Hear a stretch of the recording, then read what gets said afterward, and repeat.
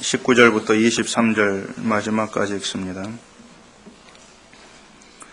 헤롯이 죽은 후에 주의 사자가 애굽에서 요셉에게 현몽하여 가로되 일어나 아기와 그 모친을 데리고 이스라엘 땅으로 가라.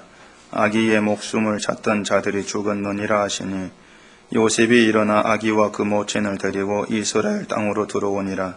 그러나 아켈라오가 그 부친 헤롯을 이어 유대의 임금됨을 듣고 거기로 가기를 무서워하더니 꿈에 지시하심을 받아 갈릴리 지방으로 떠나가 나사렛이란 동네에 와서 사니 이는 선지자로 하신 말씀에 나사렛 사람이라 칭하리라 하심을 이루려 함이러라. 아멘. 기도하겠습니다. 아버지 하나님, 오늘 이 시간도 이 마태복음의 이 말씀을 우리가 보면서 이 세상에 오신 예수 그리스도가 우리에게 어떤 분으로 오셨는가를 알게 하시고 다른 예수가 아닌 하나님의 아들로 이 땅에 오신 바로 그 예수님을 우리가 믿고 의지하는 이 시간 되게 해주시옵소서.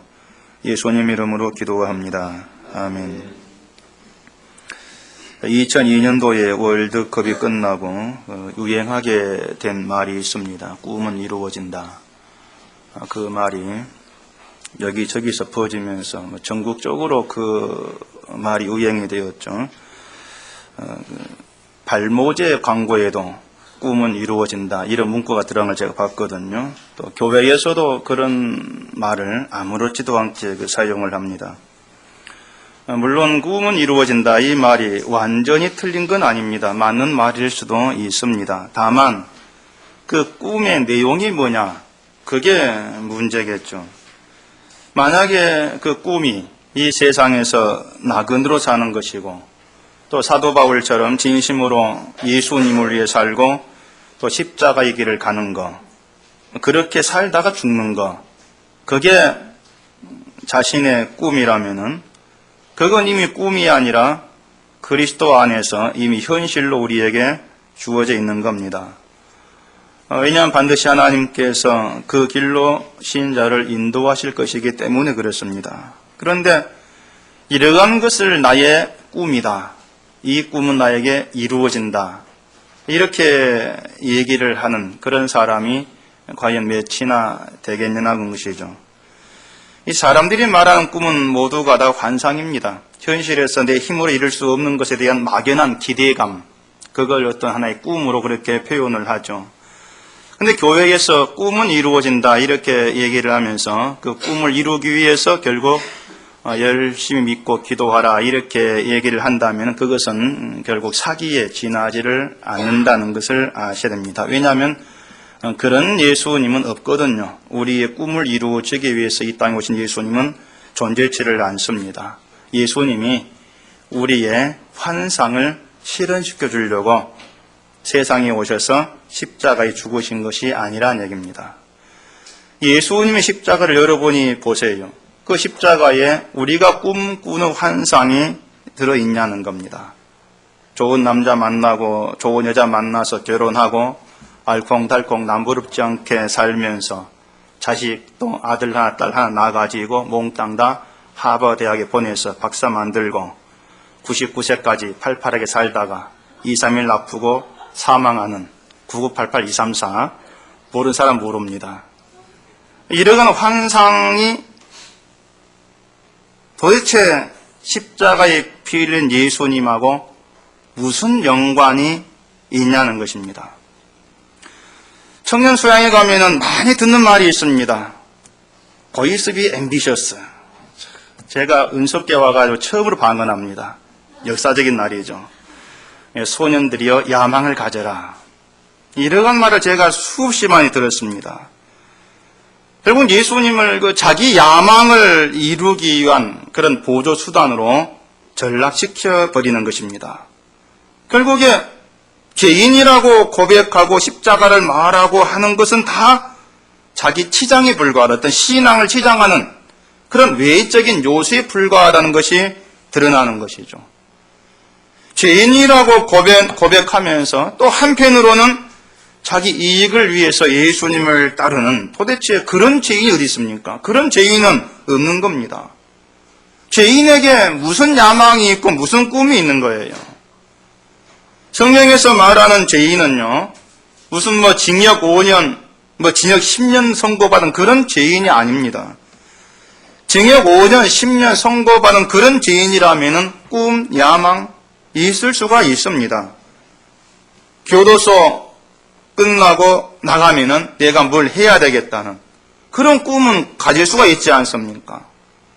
선고받은 날이 끝나면은 자유의 몸이 되니까 그때 가면 내가 이것도 하고 저것도 해야지. 그런 생각 얼마든지 가질 수가 있는 겁니다. 근데 성경서 말한 그 죄인이라고 하는 것은 무기징역도 아니에요.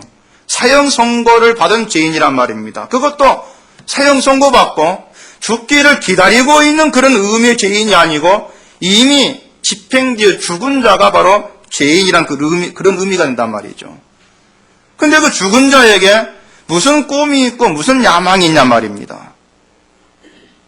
이게 신자는 아무 계획도 세우면 안 된다. 장래에 대해 어떤 바람도 가지지 말라. 지금 이런 말을 드리는 것이 아니고 여러분이 세우는 계획들이 무엇이고 또 장래에 대한 어떤 바람을 가지고 있는가를 생각해 볼 필요가 있다는 얘기죠. 여러분이 세우는 계획과 또한 바람들은 아마도 지금보다 더 나아진 형편, 미래의 모습에 염두를 둔 것일 겁니다. 그렇다면 여러분이 그 세우는 계획과 바람에 과연 예수 그리스도는 들어있는 겁니까? 그걸 보자 그 말입니다. 주님만 섬기고 주님이 가신 길을 가다 죽자. 이것이 우리의 미래 인생 계획이고 바람이냐고 하는 것이죠. 결국 우리가 세운다는 인생 계획과 바람들 온통 내가 사는 쪽으로만 집중이 되어 있습니다.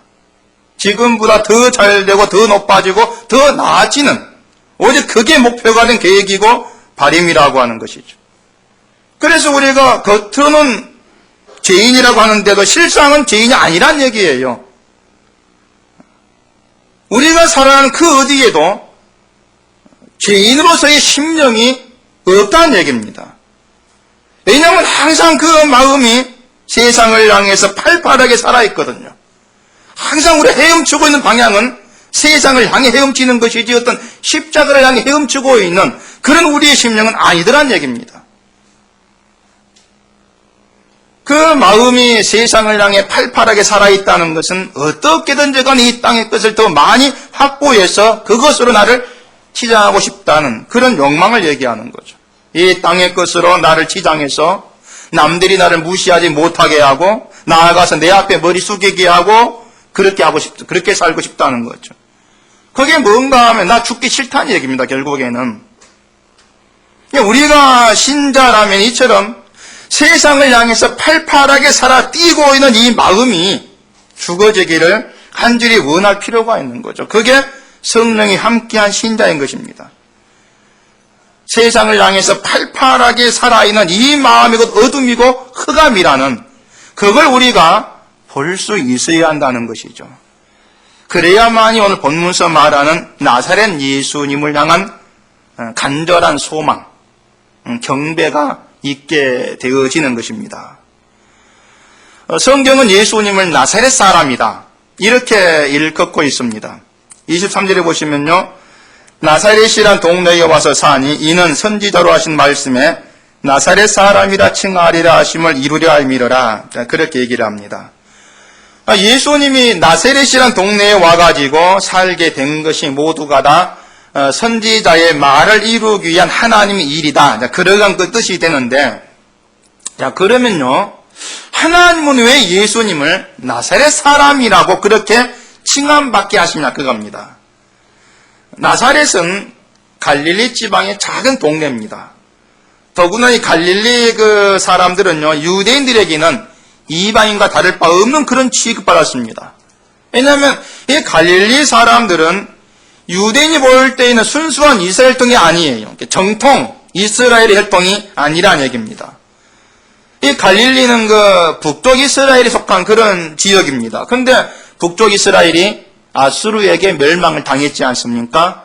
멸망을 당했을 때 아수르가 어떤 정책을 폈냐면은 아수르 사람을 그 북쪽 이스라엘 이주시키고 다음에 북쪽 이스라엘 그 주민들은 아수르 이주시켜가지고 섞이는 겁니다. 섞어가지고 서로 이제 혼합시켜버리는 것이죠. 그러니까는 그게 유대인이 볼 때에는 결국은 그 순수한 이스라엘 정통이 아니라는 얘기죠. 섞여버렸으니까. 그러니까 유대인에게는 갈릴리 지역은 이방인과 다를 바 없는 그러한 지역으로 여겨질 수밖에 없는 겁니다. 그래서 그들을 아주 그 이방인처럼 그렇게 취급을 해버렸습니다. 그런 갈릴리 안에서도 나사렛은 작은 동네고 어떤 지역이냐면 가난하고 무시받는 그런 낮은 계층의 사람들이 모여 사는 그런 곳입니다. 그래서 갈릴리 나사렛 사람 이렇게 얘기하는 건 유대인은 그야말로 저 밑바닥 인생 정말 쳐다볼 필요도 없고 가치도 없는 상종도 할 필요도 없는 그런 사람들로 여기지는 거 그게 갈릴리의 나사렛 사람이에요. 근데 하나님은 예수님은 하필이면 그런 나사렛 사람으로 칭함받게 했다는 겁니다. 이왕이면은 서울 강남 도곡동 사람이다. 이렇게 칭함받게 하시지 왜 난지도 사람이다. 이런 칭함받게 하냐 그 말입니다. 요즘은 난지도도 굉장히 좋아했단 말 들었는데요. 그러니까 일부러 가난하고 무시받는 그런 사람들의 그런 처지 어떤 그런 이름으로 예수님을 전락시켜버린다는 얘기죠. 그럼 이게 과연 하나님께서 부자 말고 가난하고 무시받는 그런 사람들을 구원하기 위해서 예수를 보내셨다는 그런 의미에서 나사렛 사람이라 이렇게 칭함받느냐? 그렇다면 예수님은 돈 있는 사람을 경멸하시는 지옥 보내버리는 그런 예수 하나님밖에 안 됩니다. 근데 하나님 그런 분이 아니거든요. 돈 많고 적다는 게 천국 간다 못 간다 또 이런 기준은 아니라는 얘기입니다. 예수님을 나사렛 사람으로 칭함받게 하시는 이유가 있습니다. 23절에 보면은요, 예수님이 나사렛이란 동네에 와가지고 살게 된 것이 선지자로 하신 말씀에 나사렛 사람이라 칭하리라 하심을 이루기 위해서다. 이렇게 이제 얘기를 하는데, 근데 구약에 보면은요, 어떤 선지자도 그런 말을 한 적이 없습니다. 구약 성경에는 나사렛 사람이란 말 자체가 안 나와요. 아무도 그런 예언을 한 적이 없는데 왜 선지자 예언을 이루기 위해서라는 그런 말을 하느냐는 것입니다. 그게 좀 이상한 것이거든요. 이걸 두고 이제 어떤 사람은 선지자가 그런 예언을 했는데 단지 구약 성경에 기록되지 않았을 뿐이다. 이렇게도 말하게 하는데 그거는 궁색한 변명입니다. 성경을 깨맞추기 위해서 그냥 갖다 붙이는 그런 얘기밖에 안 되는 것입니다. 선지자 예언을 이루기 위해서 나사렛 사람이란 칭함을 받게 하신 것이라면은 그 예언은요, 메시아와 연관의 예언입니다. 굉장히 중요한 예언이거든요. 그런 중요한 예언이 성경에 기록되지 않을 리가 없단 말이죠. 그래서 이 나사렛 사람이란 그 예언의 문제는 문자적으로 성취된 것으로 오면은 안 된다는 얘기입니다. 선지자의 말 중에서 나사렛 사람이다. 그 말과 일치된 의미를 우리가 찾아보면 되는 거예요. 나사렛 사람이라는 말의 그 이름이 갖고 있는 의미가 낮고 천한, 멸시받고 무시받는 그런 의미라겠습니다. 그러면 그런 의미 예언을 우리가 찾아보면 되는 겁니다. 그 예언이 성경에 있습니다. 그게 이사야서 53장 2절 3절에 나와요. 거기 보면은 그는 주 앞에서 자라나기를 연한 순 같고 마른 땅에서 나온 줄기 같아서 고운 모양도 없고 풍채도 없은즉 우리의 보기에 흠모할 만한 아름다운 것이 없도다. 그는 멸시를 받아서 사람에게 실어버린 바 되었으며 간고를 많이 겪었으며 질고를 아는 자라 마치 사람들에게 얼굴을 가리우고 보지 않음을 받는 자 같아서 멸시를 당하였고 우리도 그를 귀히 여기지 아니하였도다. 이사야 이 예언은 메시아 예언이거든요. 이사야가 예언한 이 메시아는요, 이 세상을 호령하는 그런 어떤 영웅적인 그런 모습이 아니지 않습니까? 고운 모양도 없다, 풍채도 없다, 그래서 세상에 흠모할 만한 그런 아름다운 것 전혀 없는 그런 분으로 지금 예언이 되고 있는 것입니다. 또 멸시를 받고 사람들에게 배척받는 그런 분으로 오신다는 것이죠. 그게 이제 이사야가 예언한 메시아의 모습이란 말입니다. 이것이 나사렛 사람이라는 말과 그 의미와 일치된 예언이 된다고 하는 것이죠. 그러니까 나사렛 사람이라 칭함받는다. 이것은 단지 나사렛 동네 출신이다, 이런 뜻으로 얘기한 것이 아니란 거예요. 세상으로부터 멸시받고 무시받을 수밖에 없는 그런 분으로 이 땅에 오셨다는 것, 그것이 바로 나사렛 사람이라는 그 이름이 담고 있는 의미가 되는 것입니다. 그렇게 볼 때에 나사렛 사람과 일치된 예언은 이사야 선지자의 그 예언과 같다, 이렇게 볼 수가 있는 거죠. 그런 의미에서 예언이 이루어졌다, 이렇게 얘기가 되어지는 것입니다. 그러면은 왜 굳이 예수님을 이렇게 멸시받고 천대받는 그런 나사렛 사람이란 칭함을 받고 오셔야 되느냐, 그런 얘기죠. 왜 세상으로부터 무시받고 천대받는 그런 모습으로 오셔야 하냐, 그 말입니다. 그것도 이유는 있습니다. 이사야 9장 1절 2절 보면은 이런 말을 합니다. 전에 고통하던 자에게는 흑암이 없으리로다. 옛적에는 여호와께서 스불론 땅과 납달린 땅으로 멸시를 당케 하여 하셨더니 후에는 해변 길과 요단 저편 이방인 갈릴리를 양으로 붙게 하셨느니라. 흑암에 행하던 백성이 큰 빛을 보고 사망의 그늘진 땅에 거하던 저에게 빛이 비치도라. 그렇게 얘기하죠. 흑암에 행하고 사망의 그늘진 땅에 거하며 고통받는 백성에게 빛이 비친다, 그 얘기입니다. 이 말씀대로 한다면요, 결국 예수님은 어디 오시냐면은 흑암과 그늘진 땅에서 고통받는 자기 백성에게 빛이 되기 위해서 오시는 분이 바로 예수님이다, 그 얘기입니다. 그걸 또 마태복음 이렇게 말을 했습니다. 그 마태복음 4장 14절부터 보면은요, 이는 선지자 이사야로 하신 말씀을 이루려 하심이라. 일러스되 스불론 땅과 납달린 땅과 요단강 저편 해변길과 이방의 갈릴리여 흑암에 앉은 백성의 큰 빛을 보았고 사망의 땅과 그늘에 앉은 자들에게 빛이 비치었도다 하셨느니라. 이렇게 있습니다. 예수님은 빛으로 하셨습니다. 그런데 그 빛이 어디를 비추는가 하면은 흑암에 앉은 백성에게 비치고 사망의 땅과 그늘에 앉은 바로 그 백성에게 빛이 비친다는 얘기입니다. 그러면은 흑암의 땅, 사망의 땅, 이건 뭐냐는 거죠. 자, 유대인들은요, 자기들을 흑암의 땅으로 보지를 않습니다. 자신들이야말로 하나님이 택한 선민이다, 이런 자부심을 가지고 살았습니다. 비록 자기들이 로마의 속국으로 인해서 고생은 하고 있지만 언젠가는 메시아가 와가지고 자기들 해방시킬 것이고 세상의 중심이 된 그런 나라로 우뚝 세워져서 그때가 되면 자기들이 바로 이 땅을 지배하는 그런 왕 같은 자리에 살아갈 것이다.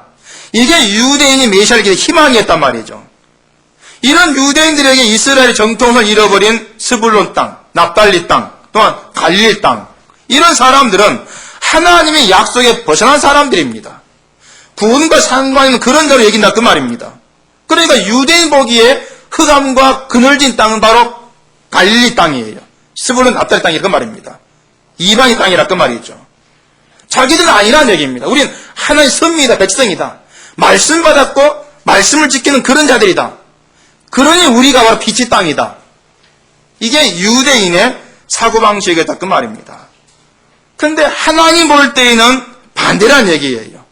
오히려 자기들을 빛으로 여긴 바로 그들이 어둠과 흑암에 불과하고 진짜 어둠과 흑암에 있었던 그 갈릴리 사람, 이들에게 바로 구세주의 빛이 비친다는 것, 그게 바로 예수님 말씀이 되어진다는 얘기입니다. 그러니까 정작 예수님은 유대인들이 흑암과 사망으로 보는 그 갈릴리 땅에 오신다, 그런 얘기죠. 그리스도의 복이 임하는 곳이 유대인들이 아니고 어둠과 흑암의 자리라, 그 말입니다. 어둠과 흑암만이 빛이 비치기를 간절히 소원할 게 아니겠습니까? 그래서 예수님은 어둠과 흑암이 비치는 빛으로 오셨다는 것을 증거하기 위해서 나사렛 사람이라는 이런 칭함을 받게 하시는 거예요. 결국에 빛으로 오신 예수님의 복이 임하는 신자가 누구냐면은 자기 자신을 어둠과 흑암으로 바라보는 자들입니다. 내가 바로 어둠이고 흑암의 자리에 있는 그런 자에 불과합니다.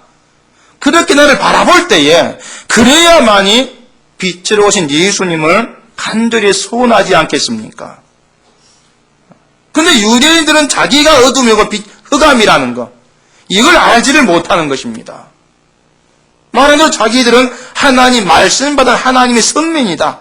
아브라함이 우리 조상이다. 우리는 하나님 언약을 받은 정통 이스라엘 사람이다. 이런 외적 조건으로 인해서 하나님이 자기들을 어떻게 보시는가? 여기에 대해서는 캄캄했던 거예요. 그래서 유대인이 생각하는 어둠과 흑암은 갈릴리 지역의 그런 사람들이고 자기들은 반대로 빛에 거하는 존재라 이렇게 얘기했단 말이죠. 그러니까 이미 빛에 거한다 얘기이기 때문에 따로 빛이 비칠 필요가 없는 것이고 결국 빛으로 오실 예수님도 기다릴 필요가 없는 것. 그게 유대인들이었단 말입니다. 다만 빛에 거하는 자신들을 해방시켜줄, 그래서 이 세상을 다스리는 그런 나라로 만들어줄 그런 메시아만 바라보고 있었던 것이죠. 오늘날 현대인들이 바로 이런 유대교적인 사고방식에 살고 있다는 겁니다. 이게 뭐냐면 외적인 조건을 가지고 빛과 어둠으로 나눠버리는 겁니다. 그게 애국적이고 유대교 사고방식입니다.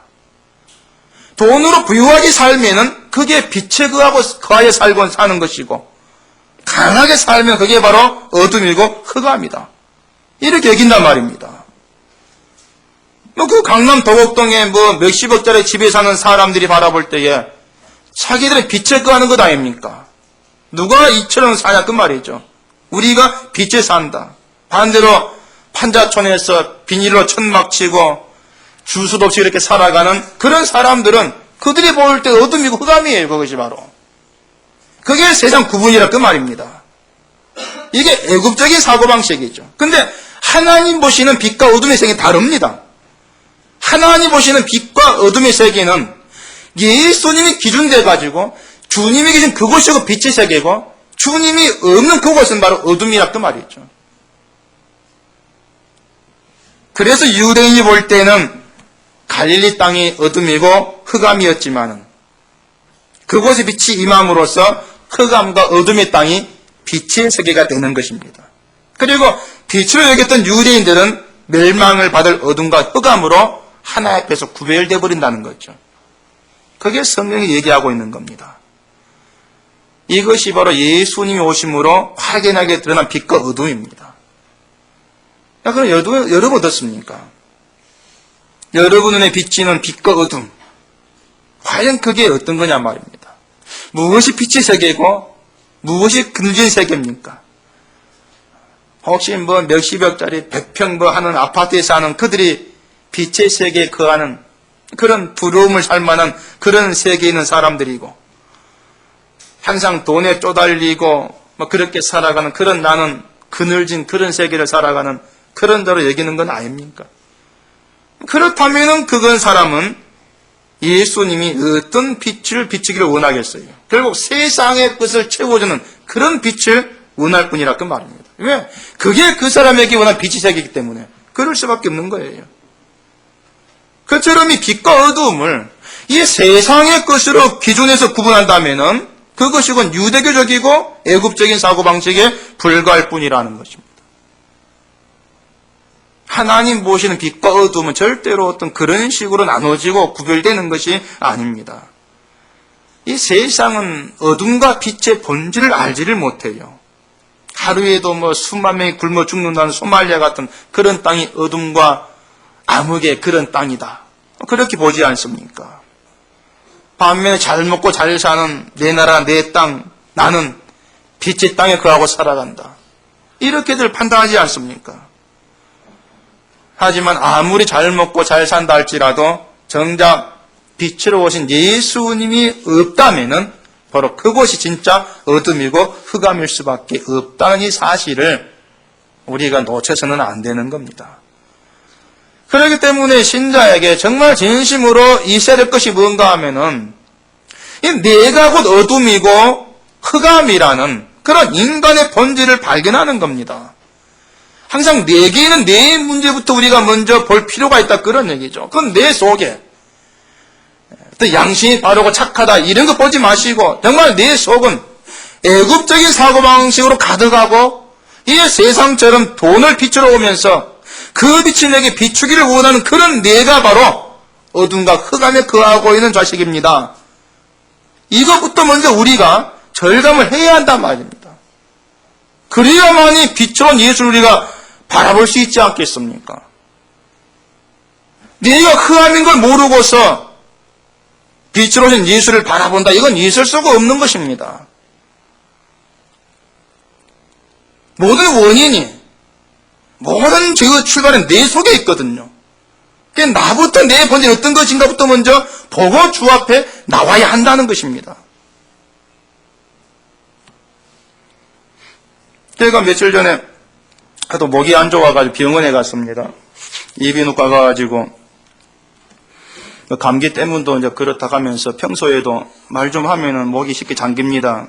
했더니 보고 내시경 찍고 하더니 말을 많이 생기는 병입니다. 이렇게 얘기를 해요.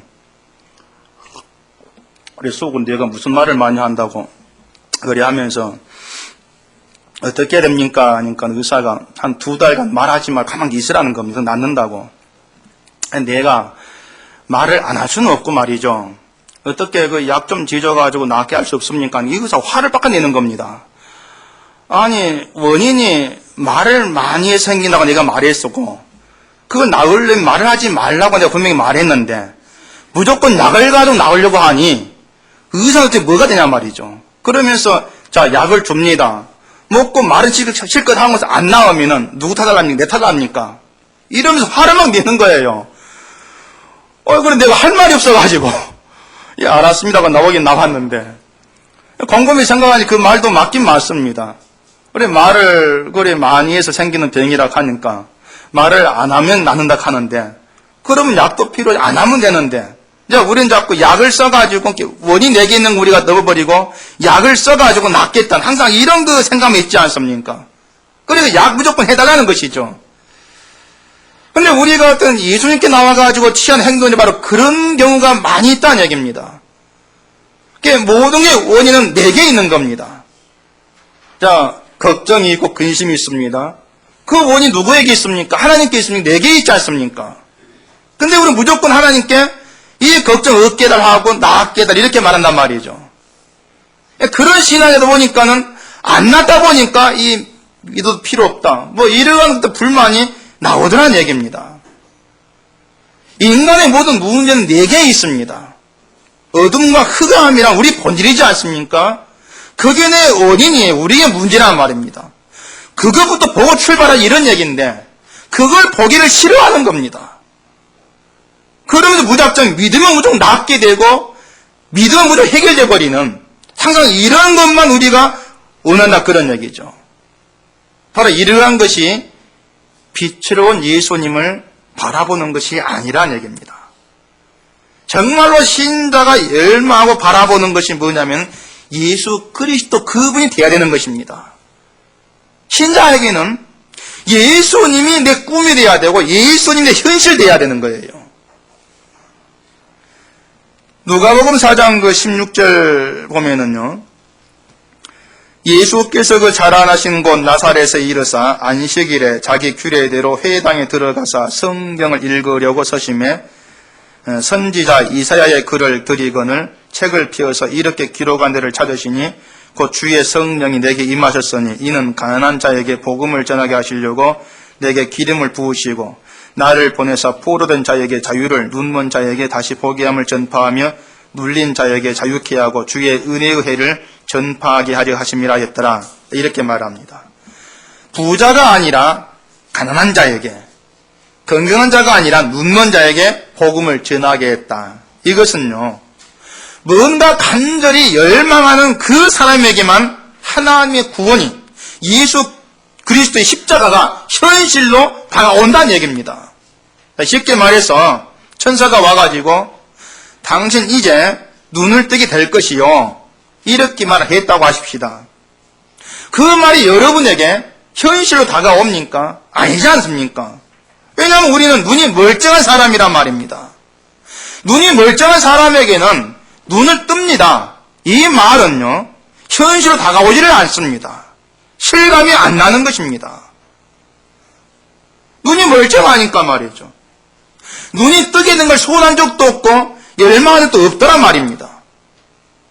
그저 있다면은 이왕 뜬 눈, 예쁜 눈 되었으면 좋겠습니다. 이건 있을지 몰라도 눈이 뜨게 해달라? 이건 우리에게 없는 거예요. 그러니 그런 우리에게 눈을 뜬다?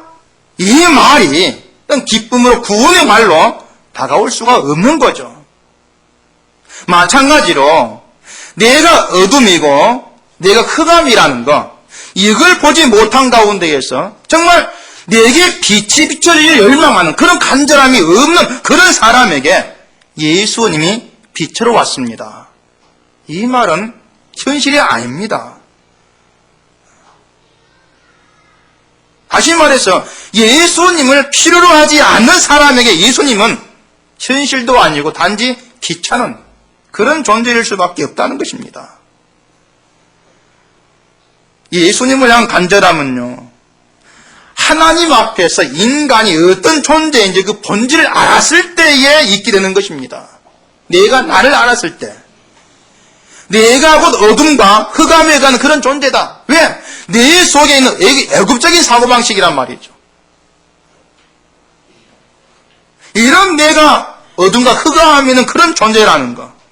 그랬을 때에 내게 어둠의 이 자리에 정말 이 빛이 비춰줄 간절한 구원자를 바라볼 수밖에 없게 되는 거죠. 그 빛이 내게 비춰지기를 소원하게 되어진다 그 말입니다. 근데 항상 문제가 뭔가 하면은 우리가 말이죠, 우리의 소유와 세상을 향한 꿈과 열망을 포기하지 못하는 겁니다. 이게 항상 우리의 문제 아닙니까? 몽둥이로 때려도 그 소망은 포기가 안 됩니다. 그래서 우리는 죽을 때까지 이 세상 것 때문에 발버둥치며 그렇게 살아가는 겁니다. 그게 인간의 연약함이고 한계예요. 이 한계를 우리가 스스로 벗어나지를 못합니다. 이기지를 못합니다. 그래서 하나님이 제시한 길이 뭔가 하면은 예수님이란 얘기입니다. 다시 말해서 예수 그리스도가 곧 우리의 구원의 현실이다 그 말입니다. 우리가 우리의 힘을 가지고 하나님의 구원을 내 것으로 받아 챙기는 게 아닙니다. 내 속에 있는 세상을 향한 욕심도 해결하지 못하는 그런 우리가 무슨 힘을 가지고 하나님의 구원을 내 것으로 현실로 만들 수 있겠습니까? 우리는 그럴 재주가 없습니다. 무슨 열심히 얼만큼 낸다 할지라도 결국 우리의 본질은 어둠이에요. 결국 죄 가운데 있는 그런 본질일 수밖에 없다 그 말입니다. 그래서 하나님이 예수 그리스도를 우리의 구원의 현실로 우리에게 보내신 것입니다. 이게 무슨 말이냐면은 신자는 예수 그리스도를 믿음으로 하나님의 구원에 들어간 자가 되었다. 이런 뜻이 되는 것입니다. 구원을 위해서 하나님께 내 열심을 보여야 될 필요가 없는 것입니다. 뭔가 싸들고 와가지고 하나님께 바쳐야 될 필요가 없는 것이고 선한 사람 되기 위해서 좋은 일 많이 해야 될 그런 조건이 우리에게 주어져 있지를 아니하는 얘기입니다. 왜냐하면 예수 그리스도가 곧 우리의 구원이시거든요. 그래서 신자는 예수님을 믿는 자로 살면 되는 것입니다. 내가 뭔가를 보이고 행하기 전에 이미 예수님으로 인해서 생명을 얻었고 하나님 백성이 되었다는 이것으로 감사하고 살면 되는 것입니다. 이건 분명합니다. 여러분이 하나님께 뭔가를 보이기 그 전에, 뭔가 행하기 그 전에, 이 땅에 나기도 그 전에 이미 하나님께서는 사랑할 자를 선택했다고 말씀했지 않습니까? 그렇기 때문에 우리들은 이 예수 그리스도로 인해서 우리가 생명을 얻었습니다. 하나님 백성이 되었습니다. 이 사실로 감사하면서 그 사랑을 찬송하고 높이고 살아가면 그걸로 되는 거예요. 그러니까 내가 뭔가를 보여줘야 될 것이 없다는 것입니다. 근데 나를 보여줘야만 그게 복이 돼 구원인다 이렇게 생각한다면 그것이 곧 유대인 사고방식이죠. 하나님 그것을 또한 애굽적인 사고방식으로 간주해버린다 그런 얘기입니다. 그래 여러분들은 무엇보다도 우리 자신이 곧 어둠이고 흑암이다. 이걸 정말 절감할 수 있기를 바랍니다. 세상의 욕망에서 헤어나지를 못하고 이 땅의 것으로 나를 채우려고 하는 그런 욕망이 펄펄하게 살아있는 그런 내가 곧 어둠이고 흑암입니다. 이걸 우리가 정말 내 속 깊이 절감을 하신다면은 그러한 나의 심령에 비치는 하늘의 빛을 우리가 보게 되어지는 것입니다. 정말 빛의 세계가 뭔가 이걸 깨닫게 되어지는 것, 이게 눈이 뜨인 거거든요. 예수 그리스도 그분의 그 피가 곧 나의 생명이구나, 이걸 보게 되는 것, 이게 비로소 눈이 띄어진 것입니다. 그걸 가지고 구원이 우리 현실이 되었다, 이렇게 얘기를 할 수가 있는 것입니다. 그렇기 때문에 어둠과 흑암의 자리에 있는 신자에게는 그 빛으로 오신 그 예수님만이 유일한 희망일 수밖에 없는 겁니다. 유일한 희망이죠. 우리에게 오신 빛을 유일한 희망으로 내가 바라보고 그 한 분만을 나의 단 하나의 힘으로, 소망으로 의지한다면 그것이야말로 예수 그리스도 안에 있는 하나님 백성이고, 바로 그것은 하나님의 구원이 현실이 된 신자라, 이렇게 얘기가 되어지는 것입니다. 그게 신자란 얘기예요.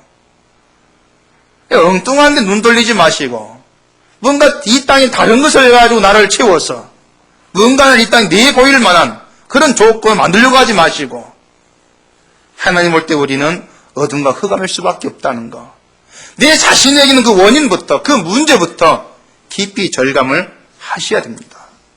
그래야만이 예수님 빛으로 왔다는 그 말이 왜 나에게 정말 복이 되는 것이고, 왜 내가 그 예수님이 나에게 빛이 되는가를 알게 되어진다는 얘기죠. 이런 사실을 깨달은 그러한 신자만이 오직 예수를 믿는 믿음 그 하나만 가지고도 얼마나 감사하고 기뻐하며 살 수가 있는 겁니다. 그게 진짜 신자거든요. 이 세상 것은 없고 있고 없고, 이건 그렇게 중요한 문제가 안 되는 것이고, 내 인생 계획에, 내가 바라본 그 미래에 주님이 계시는가, 십자가가 있는가, 그걸 가지고 나를 바라보게 되면서 여전히 욕망에 살아가는 그런 나를 보고, 하나님, 이런 나 또한 이 어둠의 자식밖에 안 됩니다, 이런 나에게 주님 오셨다는 거 얼마큼 복입니까? 그 복을 다시 알아가는 그런 새로운 사람으로 되어지는 것, 이게 정말 제대로 진리 안에 있는 신자의 모습이 되어지는 겁니다. 다른 것 기대하지 마시고요, 정말 예수 그리스도 안에서 어둠과 흑암의 세력에 불과한 우리에게 예수님이 빛으로 오셨다는 것, 이것이 우리에게 얼마나 큰 복된 그런 말씀이 되는 것인가 깊이 돌아보시면서 정말 예수님만으로 감사할 수 있는 그런 신자로 새롭게 태어나는 오늘 이 시간 되어지기를 바랍니다. 기도하겠습니다. 우리 아버지 하나님, 이 외적인 조건을 가지고 빛과 어둠으로 구분한 유대교적인 사고방식이 오늘 우리의 사고가 아니겠습니까? 우리도 이 땅을 살아가면서 이 세상 것을 가지고 못 가진 것, 이 세상에서 얼마나 누리고 살아가느냐 못 누리고 살아가느냐, 이것을 가지고 나를 판단하고 바라보는 이러한 시각들, 이러한 것들이 애굽적인 것들입니다. 바로 이것이 곧 어둠과 흑암에 있는 우리의 본질임을 깊이 깨달아 알게 하시옵시고, 이러한 우리에게 예수께서 빛으로 오셨다는 것이 얼마나 큰 기쁜 소식인가를 절감할 수 있는 저희가 되게 하시옵기를 원합니다. 세상은 돈으로 살고 있지만은, 그러나 저희들은 예수 그리스도 힘이 된 그러한 삶이 되게 해주시옵기를 간절히 바랍니다. 오직 빛 되신 주를 바라보고 그 빛의 나라를 향해서, 생명을 향해서 힘있게 달려간 저희가 되게 하시옵시고, 우리가 계획하고 바라본 인생의 미래까지도 십자가가 있고 예수님이 있는 그러한 우리의 계획, 그런 우리 바람이 될 수 있도록 도와주시옵소서. 예수님 이름으로 기도합니다. 아멘.